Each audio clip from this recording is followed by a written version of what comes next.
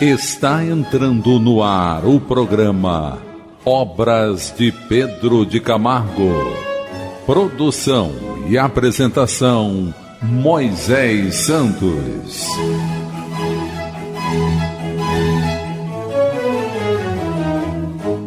Caríssimos ouvintes da Rádio Rio de Janeiro, eu sou Moisés Santos. Vamos permanecer conectados com esse propósito: a busca da verdade, do entendimento dos ensinos exarados por Jesus, seus exemplos, suas diretrizes, seu amor reverberizado em todas as circunstâncias, atuando pedagogicamente em cada momento para nos ensinar para sempre. E você acompanha conosco aqui, meu caro ouvinte, e também em toda a parte do mundo, através do aplicativo que a Rádio Rio de Janeiro está disponibilizando, Rádio Rio de Janeiro Oficial. Você acessa de qualquer parte e ouve os programas da rádio. Por aqui vamos dando continuidade ao estudo das obras de Pedro de Camargo através do livro Em Torno do Mestre. E hoje vamos estudar o capítulo Homens Racionais. O apóstolo russo de saudosa memória, ele se refere a Leon Tolstói, proferiu esta frase lapidar: o homem racional não pode viver sem religião. E aqui muito interessante esse grande escritor confirmar essa necessidade de nós estabelecermos processo educativo do espírito, buscando a reforma íntima, não as diretrizes humanas, não os interesses pessoais, mas os ensinamentos de nosso Senhor Jesus. O espírito dessas palavras diz tudo. Vale para um programa completo na vida humana. Então nós somos espíritos. Vivemos temporariamente essa experiência terrena, num corpo físico passageiro de carne, do qual temos que estabelecer cuidados, ter zelo, administrar adequadamente as suas necessidades e perspectivas de manutenção, porque é um empréstimo que Deus nos oferece, meu caro ouvinte. Vamos buscar as diretrizes libertadoras na doutrina espírita. Diretrizes libertadoras. Do livro Obras Póstumas, de Allan Kardec, que você já sabe, não é, meu caro ouvinte? São escritos do pensamento de Allan Kardec, algumas mensagens também obtidas na Sociedade Espírita Parisiense, e data-se de 15 de abril de 1860, na cidade de Marsella. O médium foi o senhor Jorge Genolois, e a comunicação foi transmitida pelo senhor Brion d'Orgeval a respeito do futuro do Espiritismo. O Espiritismo é chamado a desempenhar imenso papel na Terra. Ele reformará a legislação ainda tão frequentemente contrária às leis divinas. Retificará os erros da história. Restaurará a religião do Cristo, que se tornou, nas mãos dos padres, objeto de comércio e de tráfico vil. Instituirá a verdadeira religião, religião natural, a que parte do coração e vai diretamente a Deus, sem se deter nas franjas de uma sotaina ou nos degraus de um altar. Sotaina, meu caro ouvinte, é uma roupa, é uma vestimenta adequada a algum propósito de uniforme religioso. extinguirá para sempre o ateísmo e o materialismo, aos quais alguns homens foram levados pelos incessantes abusos dos que se dizem ministros de Deus. Pregam a caridade com uma espada em cada mão, sacrificam às suas ambições e ao espírito de dominação os mais sagrados direitos da humanidade.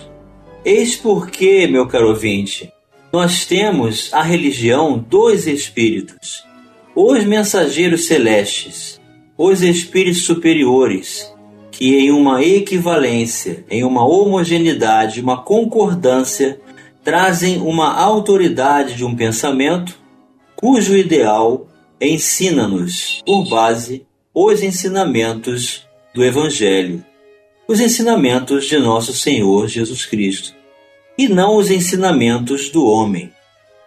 E Pedro de Camargo continua: de fato, em que será o homem distinto dos animais? Ou seja, em que será que o homem se distingue dos animais? Qual é a diferença dos homens para os animais?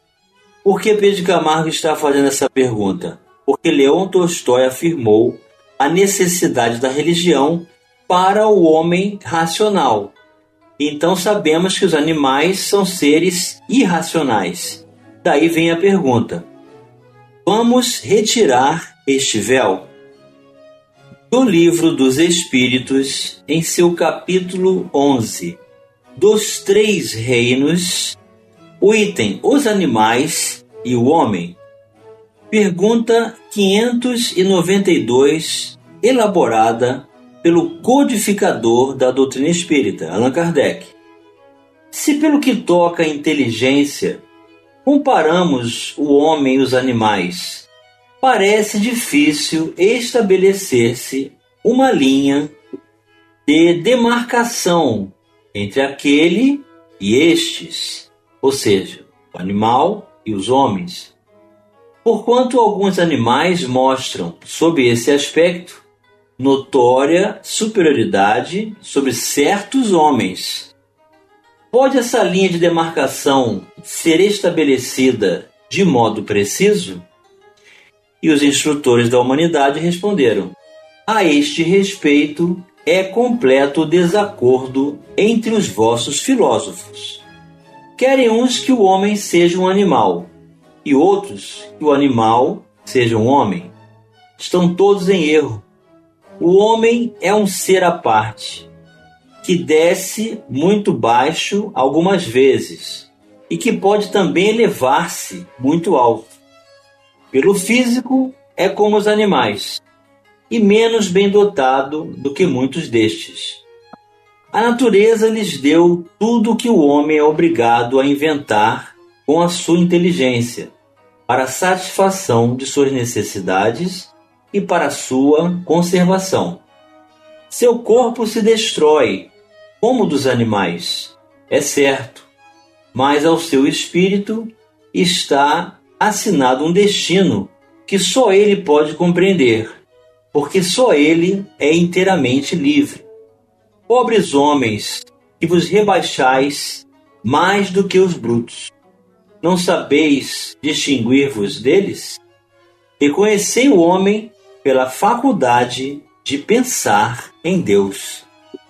Então, meu caro ouvinte, a comparação que se faz entre os animais e os homens, às vezes, estabelece essa dificuldade de demarcação por conta do mau uso do livre-arbítrio e do embrutecimento, e que muitos espíritos, na condição de encarnados ou desencarnados, podem baixar-se muito dentro do processo que deveria realizar na sua evolução, tornando-se até com atitudes mais inferiores que os animais. Mas também ele pode elevar-se até o ponto que os distingue completamente. Já os animais não podem. E a grande diferença é a faculdade de pensar em Deus. E Allan Kardec continua perguntando, na questão 593, poder-se-á dizer que os animais só obram por instinto? E os espíritos responderam: ainda aí há um sistema. É verdade que na maioria dos animais domina o instinto. Mas não vês que muitos obram denotando acentuada vontade? É que tem inteligência, porém limitada. Aí vem o comentário de Allan Kardec. Não se poderia negar que, além de possuírem um instinto, alguns animais praticam atos combinados que denunciam vontade de operar em determinado sentido e de acordo com as circunstâncias. Há, pois, neles uma espécie de inteligência, mas cujo exercício quase se circunscreve à utilização dos meios de satisfazerem as suas necessidades físicas e de proverem a conservação própria. Nada, porém, criam, nem melhora alguma realizam. Qualquer que seja a arte com que executem seus trabalhos, fazem hoje o que faziam outrora, e o fazem nem melhor nem pior, segundo formas e proporções constantes e invariáveis. A cria, separada dos de sua espécie, não deixa por isso de construir o seu ninho de perfeita conformidade com seus maiores, sem que tenha recebido nenhum ensino. O desenvolvimento intelectual de alguns, que se mostram suscetíveis de certa educação, desenvolvimento, aliás, que não pode ultrapassar acanhados limites, é devido à ação do homem sobre uma natureza maleável, porquanto não há aí progresso que lhe seja próprio. Mesmo o progresso que realizam pela ação do homem é efêmero e puramente individual, visto que entregue a si mesmo, não tarda que o animal volte a encerrar-se nos limites que lhe traçou a natureza. Então é assim, meu caro ouvinte, os animais agem muito mais por instinto, apesar de terem inteligência, e toda a arte que realizam segundo um padrão, que nunca melhoram e também nunca pioram. É a vontade de Deus que estabeleceu condições favoráveis de sobrevivência dentro dessa Constituição. Tudo que alguns podem aprender além disso é obra de desenvolvimento e repetição, adestramento que o homem estabelece. Vamos continuar estudando os homens racionais já no próximo bloco. Participe do programa Obras de Pedro de Camargo enviando sua mensagem, dúvida ou sugestão pelo e-mail opg@radioriodejaneiro.am.br ou pelo WhatsApp da Rádio Rio de Janeiro 984867633 aos cuidados de Moisés Santos. Voltamos a apresentar o programa Obras de Pedro de Camargo. Produção e apresentação Moisés Santos. Caríssimos ouvintes da Rádio Rio de Janeiro, voltamos agora para o segundo bloco do nosso programa de hoje, em que estamos dando continuidade aos estudos do livro Em Torno do Mestre. O autor é Pedro de Camargo, a editora da Federação Espírita Brasileira. E hoje estamos estudando o capítulo Homens Racionais, uma comparação com os animais. E Pedro de Camargo iniciou o capítulo usando uma frase que ele considera lapidar, ou seja, de alta expressão, que merece ser colocada em uma pedra e vista por todos, através de uma forma mais prática. O homem racional não pode viver sem religião, afirmou Leon Tolstói. Repare que ele disse os homens racionais, ou seja, aqueles que se permitem algum processo de comunhão com valores de educação da alma, da moral, da ética, que tornam-se homens de bem, ouvindo a própria consciência, desenvolvendo o próprio sentimento. E Pedro de Camargo então vem trazer a perspectiva da comparação com os animais irracionais. Seriam eles diferentes dos homens pela inteligência? Não, porque os animais possuem essa faculdade de modo positivo, insofismável, embora relativo. Como responderam os espíritos a Kardec? Pelo pensamento eles seriam diferentes de nós?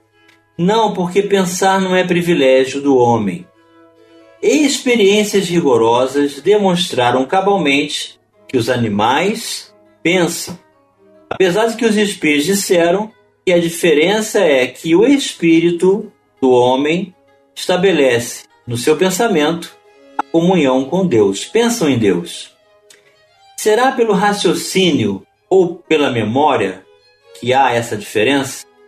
Também não, visto como em os nossos irmãos inferiores, na expressão amorável e sábia de Francisco de Assis, a que ele se refere ao missionário do amor, que trouxe na Idade Média a luz do exercício da prática do bem e da caridade, Francisco de Assis, que é muito conhecido também pela humanidade como sendo um protetor dos animais. Mas, meu caro ouvinte, Francisco de Assis chamavam a todos de irmãos. Dizia que o sol era seu irmão, irmão sol, irmão lua, irmã pedra, irmã árvore, irmã água. Tudo para ele representava dádiva exuberante e presente da manifestação divina.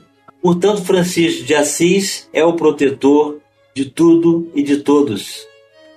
Ele já vislumbrava o Dealbar desta razão. Quanto à memória, está provado à saciedade que os animais a possuem, e bem desenvolvida. Será, finalmente, pela dedicação e cuidados dispensados à prole?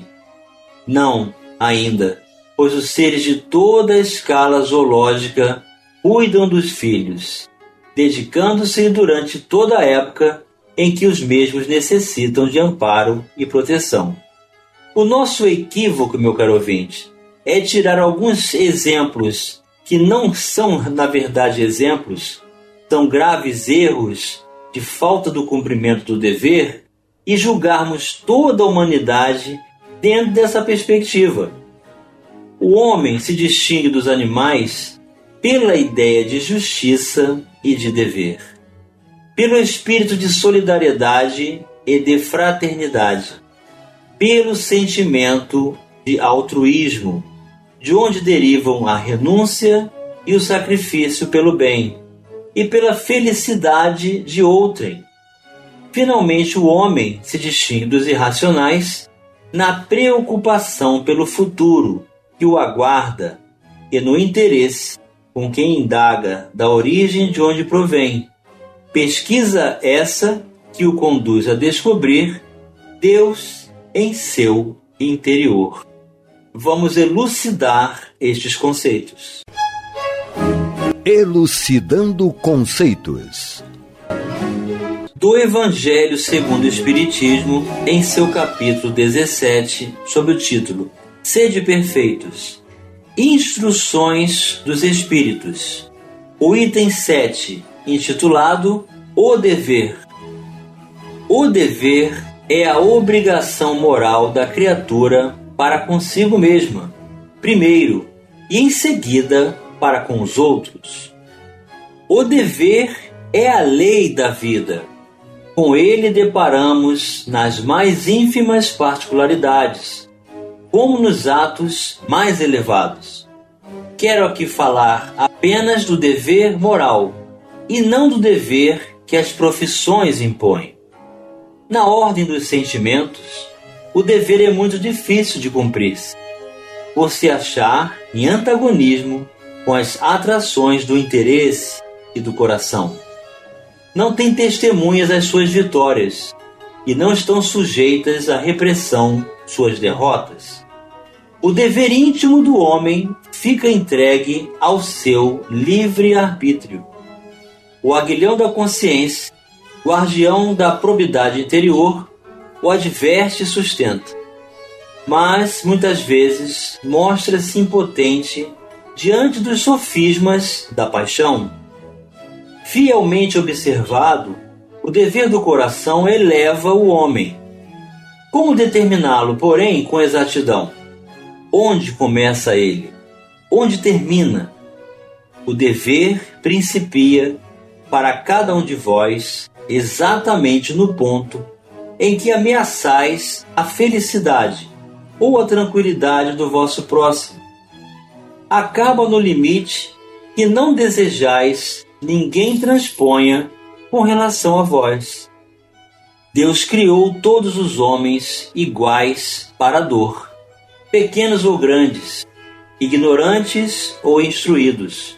Sofrem todos pelas mesmas causas, a fim de que cada um julgue em sã consciência o mal que pode fazer. Com relação ao bem, infinitamente vário nas suas expressões, não é o mesmo critério. A igualdade em face da dor é uma sublime providência de Deus, que quer que todos os seus filhos, instruídos pela experiência comum, não pratiquem o mal, alegando ignorância de seus efeitos. O dever é o resumo prático de todas as especulações morais. É uma bravura da alma que enfrenta as angústias da luta. É austero e brando, pronto a dobrar-se às mais diversas complicações. Conserva-se inflexível diante das suas tentações.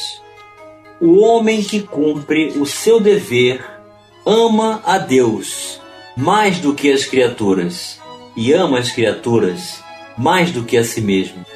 É a um tempo juiz e escravo em causa própria. O dever é o mais belo laurel da razão. Descende desta como de sua mãe, o filho. O homem tem de amar o dever, não porque preserve de males a vida, males aos quais a humanidade não pode subtrair-se, mas porque confere à alma o vigor necessário ao seu desenvolvimento. O dever cresce e irradia sob mais elevada forma, em cada um dos estágios superiores da humanidade. Jamais cessa a obrigação moral da criatura para com o homem, nem para com Deus. Tem esta de refletir as virtudes do Eterno, e não aceita esboços imperfeitos, porque quer que a beleza de sua obra resplandeça a seus próprios olhos. Lázaro, Paris, 1863. E P. de Camargo conclui dizendo: em tal importa a síntese da religião. E como há homens que se não interessam por esses assuntos, conclui-se que há homens irracionais. Daí a exclamação do profeta: o boi conhece seu guia, o jumento conhece seu dono e sua manjedoura, mas esta gente não conhece o seu Deus. Isaías capítulo 1, versículo 3. E chegou o momento, meu caro ouvinte, de você receber a mensagem do Mestre. Mensagem do Mestre. Respondeu Jesus: ame o Senhor, o seu Deus, de todo o seu coração, de toda a sua alma e de todo o seu entendimento. Este é o primeiro e maior mandamento. O segundo é semelhante a ele: ame o seu próximo como a si mesmo. Mateus capítulo 22, versículos 37 a 39. Vamos amar a todos aqueles que Deus coloca em nosso caminho, meu caro ouvinte, inclusive os animais, que merecem a nossa condição de cuidados, também ocupação e convivência, inseridos no equilíbrio da sociedade. Vamos servir, vamos nos doar a nós mesmos e cumprir com os nossos deveres, buscando sim nas propriedades naturais da religião do exemplo que Jesus estabeleceu, não obrigatoriamente exarando um título de religião, mas vivendo o exemplo praticando o bem. Portanto, Jesus é o nosso guia, é o nosso modelo, é a nossa referência. E não vamos nos subtrair ao exercício do bem por conta dos erros da religião de alguns que apresentam-se na qualificação de irracionais. Então vamos crer em nós mesmos para acreditar em todo aquele que Jesus coloca em nosso caminho, fazendo todo o bem que pudermos ao nosso alcance. Um grande abraço e até o próximo programa. Você ouviu o programa Obras de Pedro de Camargo. Produção e apresentação Moisés Santos.